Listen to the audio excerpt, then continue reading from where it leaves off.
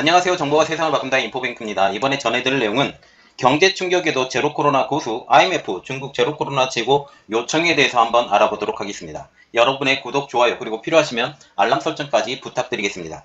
지금 중국 공산당 지도부가 상반기 경제 상황을 평가하고 하반기 경제 운영 계획을 논의한 정치국 회의에서 자국 경제에 큰 부담을 주는 제로 코로나 정책을 고수하겠다는 방침을 재확인했습니다.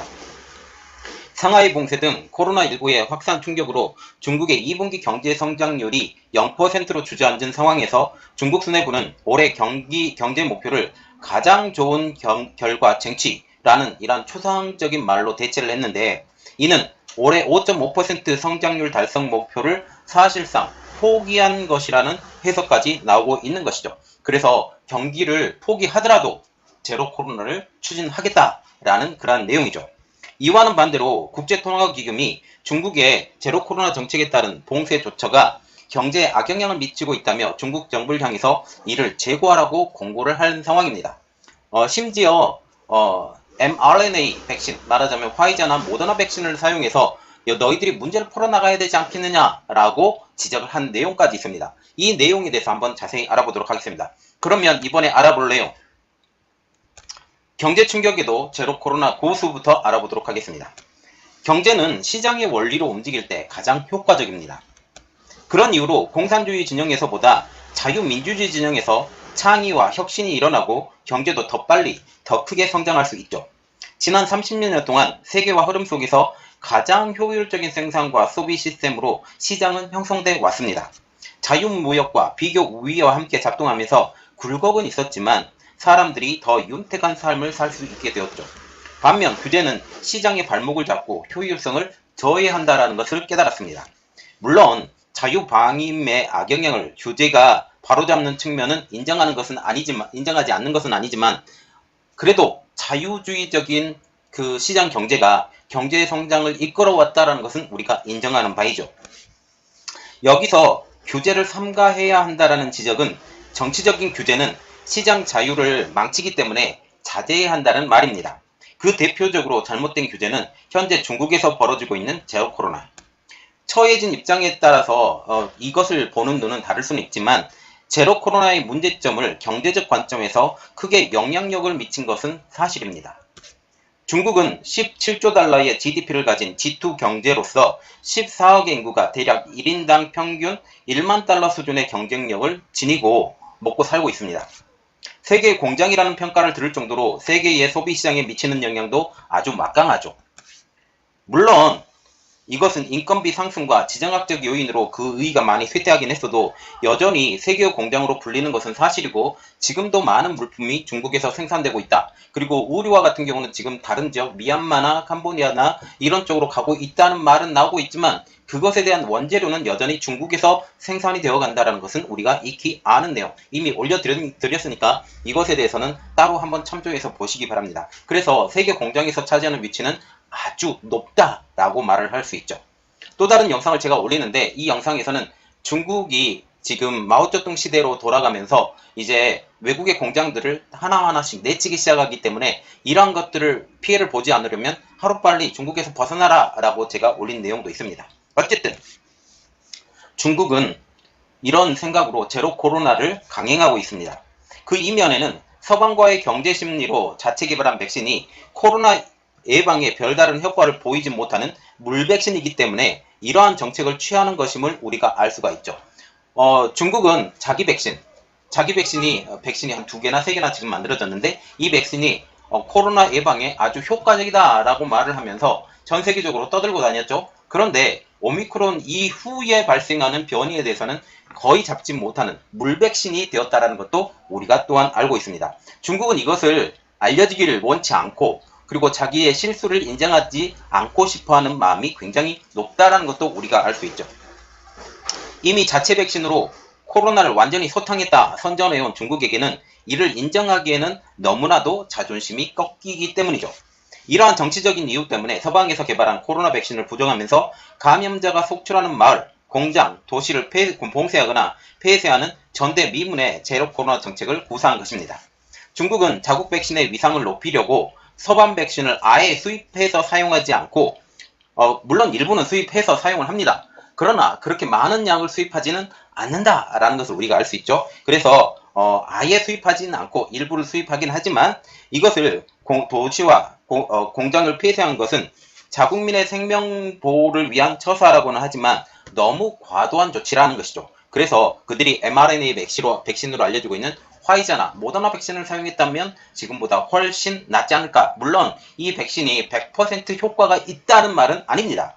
이 백신을 맞고도 여전히 코로나가 다시 재유행한다는 말도 나오고 있고, 특히 일본과 같은 경우는 다시 창궐한다는 말까지 나오고 있기 때문에 이것은 100%는 아니지만 지금의 제로 코로나 정책을 취할 수 있을 만큼의 것이 아니라 지금 엔데믹으로 가고 있는 세계를 같은 발맞춤을 하면서 갈 수 있다라는 거죠. 그런데 물백신을 맞았던 중국 입장에서는 이게 전혀 허용이 되지 않는 상황이 되고, 그동안 그 제로 코로나 정책을 통해서 세계 최초로 코로나 방역에 성공했다라고 자부했던 중국의 자존심에 스크래치를 가게 된다라는 사실이죠.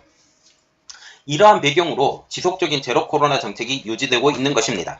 그리고 제로 코로나 정책을 중단하지 않으려는 이유도 이러한 정치적인 목적도 있는 것입니다. 이렇듯 정신승리를 하며 이 상황을 모면하려고 하는 것이죠. 28일 관영통신 신화사에 따르면 중국 공산당의 중추기국인 정치국은 이날 경제정책 주최회의를 열고 올해 복잡하고 엄중한 국제환경에 직면한 상황에서 방역과 경제발전 업무를 효과적이고 통합적으로 처리해 우수한 방역 성과를 거둔과 동시에 새 경제발전 성과도 이뤄냈다라고 하면서 전 국민적으로 각고의 노력으로 이뤄낸 결과이기에 충분히 긍정할 만하다라고 자평했다고 전하고 있습니다. 정치국은 이어서 하반기 안정과 진전, 충기조를 유지한 가운데 물가를 안정시키고 경제가 합리적인 구간에서 운영될 수 있도록 보장함으로써 가장 좋은 결과를 쟁취해 나가야 된다고 강조를 하고 있죠. 우리가 눈여겨봐야 될 내용은 가장 좋은 결과, 안정적 진전입니다. 또한 중국 당국이 이 대목에서 이런 말을 했죠. 올해 경제사회 발전 목표 달성이라는 명확한 표현 대신에 뜻하는 바가 애매한 가장 좋은 결과, 최선의 결과, 최악에서 최선의 결과를 얻어낸다라는 그런 의미로 볼 수 있어요. 그래서 이러한 표현을 쓴 것, 그것은 코로나19 충격으로 인해서 올해 경제 성장률 목표 달성이 사실상 어려워졌다는 상황 판단 때문으로 보이고 있습니다. 정치적으로 자기 자신들의 정책을 유지시키기 위해서 경제 성장률 따위야 그냥 가볍게 무시하고 넘어간다라는 것이죠. 지금 제로 코로나 정책을 잘 선전을 하고 자기들이 정신 승리를 해서 세계에서 가장 방역이 잘 된 중국, 이것을 세계 만방에 알리려고 하는 그들의 정치적인 고도의 술수가 있음을 우리가 알 수가 있습니다. 그러나 경제적 타격은 그들의 예상보다 훨씬 뛰어넘었다라는 것이죠. 상하이 봉쇄를 비롯한 중국의 강경한 코로나19 방역 정책이 올해 중국 경제에 큰 피해를 남기면서 올해 2분기 경제 성장률은 우한 사태 이후 최저인 0.4%까지 떨어진 상황입니다. 국제통화기금이 26일 세계 경제 전망 수정 보고서에서 중국이 올해 경제 성장률 전망치를 이전에 5%대여서 3.3%로 낮추는 등 주요 국제기구와 투자기관들 사이에서는 올해 중국이 당초 계획했던, 이전에는 6%였는데 5.5%로 다시 낮췄죠. 이 당초 계획했었던 5%대의 성장을 달성하는 것은 사실상 불가능이라고 말할 정도입니다. 그래서 저는 개인적으로 이렇게 생각을 해요. 지금 2분기에도 0.4% 성장밖에 되지 않았다. 물론 중간에 상하이 봉쇄가 끼어 있었지만 이렇게 된다라고 하는 것은 결국은 3%대도 이것이 달성되기 힘들지 않느냐라는 그런 말까지 나올 정도죠. 중국 당국 역시 민생 안전에 직결되는 고용과 물가만 어느 정도 안정시킬 수만 있다면 경제 성장률 목표 따위야 그냥 무시할 수 있다라는 것으로 지금 그들의 목표를 수정하고 있는 상황입니다. 경제소장인 리커창 총리는 지난 19일 세계 경제 포럼 주최 행사에서 고용이 상대적으로 충분하고 가계소득이 증가하고 물가가 안정적이라면 성장률이 다소 높거나 낮아도 용납할 수 있다라고 하면서 강력 부양책을 내놓지 않겠다라고 강조했습니다. 여기서 워딩이 되게 중요한데 이 말입니다. 자, 물가가 가계소득이 지금 보시면 가계소득이 증가하고 물가가 안정적이라면 성장률 따위야 다소 높거나 낮아도 용납할 수 있다. 여기서 보는 것은 성장률 따위야 어느 정도 높거나 낮더라도 낮은 것도 허용하겠다라는 거예요. 허용하고 이 성장률은 가볍게 무시하고 넘어가겠다라고 뉘앙스를 남기게 된 것이죠. 상하이 봉쇄 해제 이후에도 지속되고 있는 중국의 고강도 봉쇄 방역 정책이 중국 경제에 장기적인 부담 요인이 되고 있다는 지적도 나오고 있지만 중국 공산당 수뇌부는 시 주석의 대표적인 지적으로 선전된 제로 코로나 정책이 자국의 최선의 정책이라고 강조하고 있습니다. 대표적인 지적이에요. 제로 코로나. 한 명도 제로 코로나 정책을 통해서 빠르게 코로나를 세계적으로 맨 먼저 이겨냈다라고 선전했던 게 지금 중국인데, 이 제로 코로나 정책을 무시한다? 다른 방역 정책을 인정한다라는 뜻과 동일한 것으로 볼 수 있다는 사실이죠. 정치국은 이렇게 말했습니다. 버티는 것이 바로 승리라고 하면서 인민지상, 생명지상, 동태적 제로 코로나 원칙을 고수하고 있는 가운데 외부 유입을 막고 내부 반등을 억제하고 결코 나태해지거나 전쟁의 염등을 느껴서는 안 된다라고 말했습니다. 지금 제로 코로나 정책에 대한 대응이 어느 수준까지 보고 있냐면 전쟁의 수준까지 보고 있음을 우리가 알 수가 있죠. 그리고 그들은 생각을 합니다. 버티는 것이 승리하는 것이다 라고 보고 있다는 사실이죠.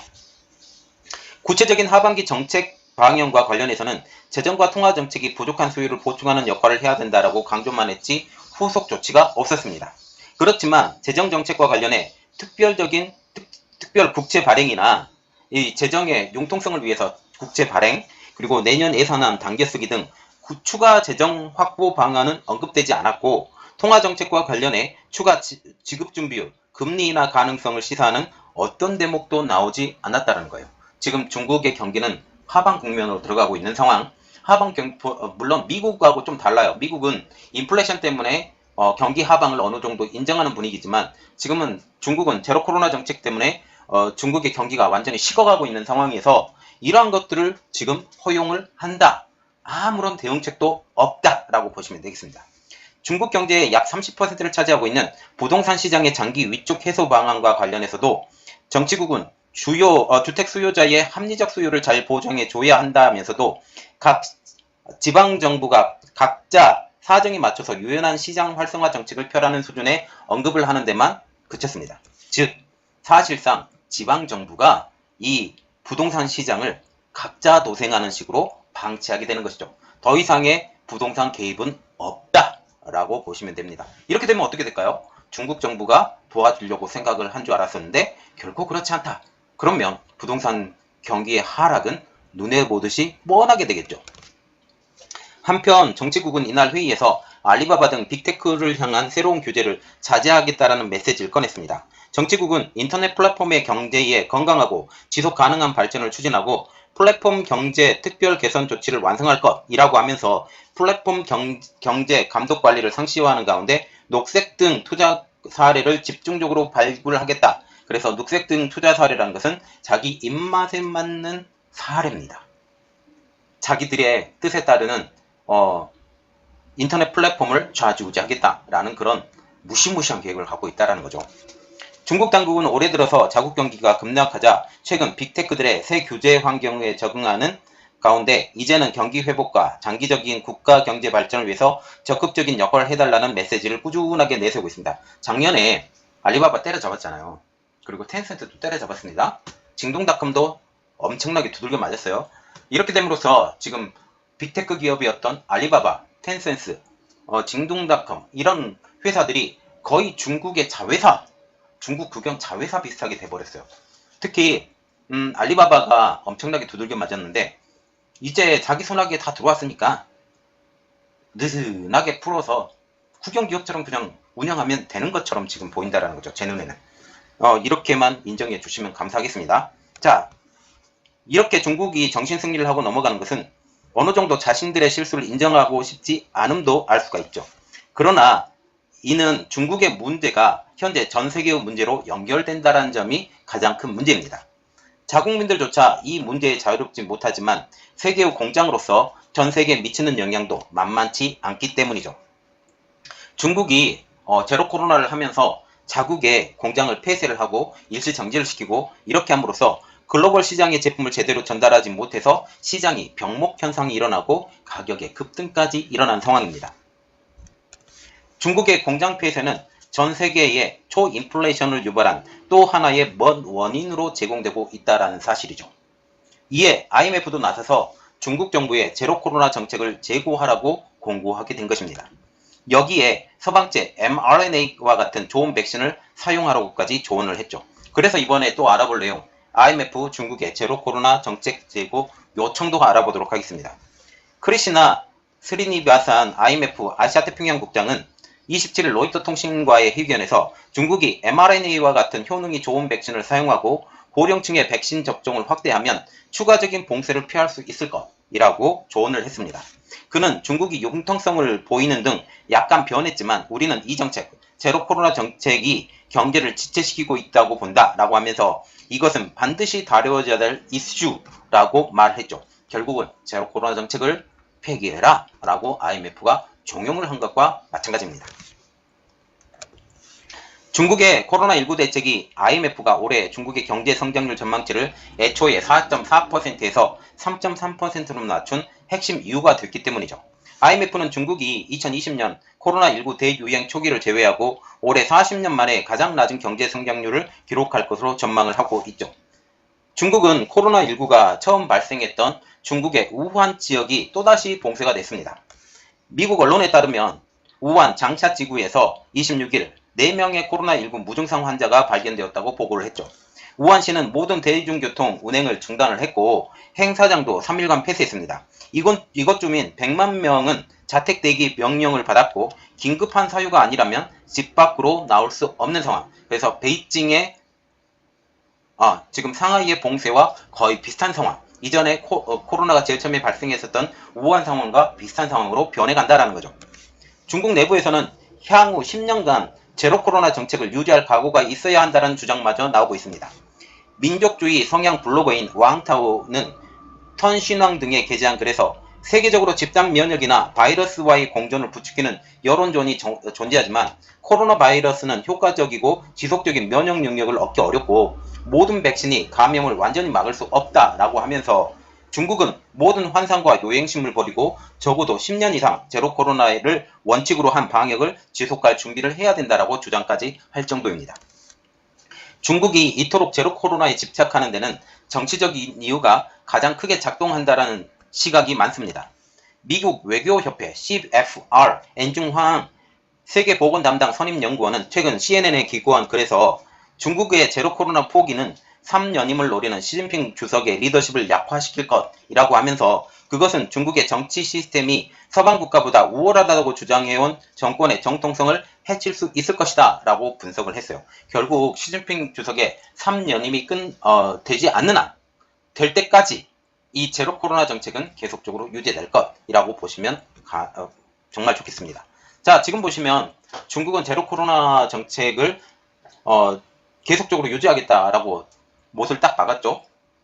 이 가장 큰 이유는 제로 코로나 정책이 자신들의 유일무이한 가장 좋은 정책 중 하나로 시진핑의 치적으로 알려지고 있는데 이것이 완전히 뿌리채 흔들린다 라는 말이 나오고 세계 각국에서는 왜 mRNA 백신 사용하지 않아?